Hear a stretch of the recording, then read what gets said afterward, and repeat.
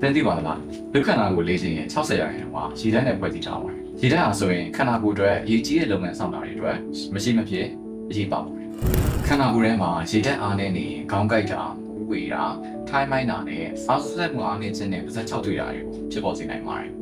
ရည်တန်းကန်းကြောက်မှုကရည်ရှိပါဆိုရင်ဝမ်းချုပ်တာစီလန်ကြောင့်ပိုးဝင်တာနဲ့ကြောက်ကမှာကြောက်တဲ့ခြင်းတွေနဲ့ရင်ဆိုင်ရနိုင်ရှိပါတယ်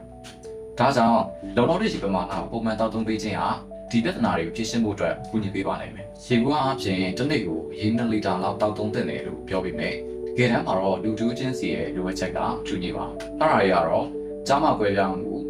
ရာသီဥတုနဲ့ကျန်းမာရေးအခြေအနေကိုယ်လက်လှုပ်ရှားမှုတက်အရွယ်စတဲ့ချက်တွေပေါ်မှာမူတည်ပြီးတော့ပြောင်းလဲပါတယ်။ဒါပေမဲ့ရေတက်ပြေးဝနေဖို့ကတော့တက်ရွယ်တိုင်းအတွက်ရည်ကြီးပါတယ်။ဝိပဿနာရာသီဥတုမှာလှုပ်လှုပ်နေရသူတွေနဲ့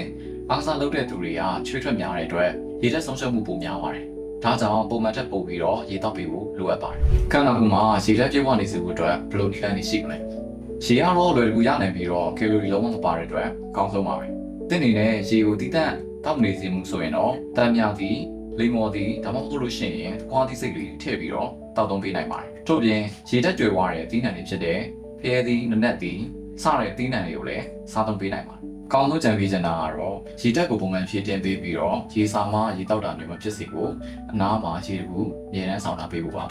ဒီဗီဒီယိုကြည့်ပြီးတော့ရင်ဆုံးရေတစ်ခွက်တောက်လိုက်ပါပြီးရင်ဒီဗီဒီယို like and share လုပ်ပေးပြီးတော့သင်ရဲ့တငယ်ချင်းတွေကိုလည်းရေတောက်ဖို့အတွက် free ပေးလိုက်ပါအောင်နော်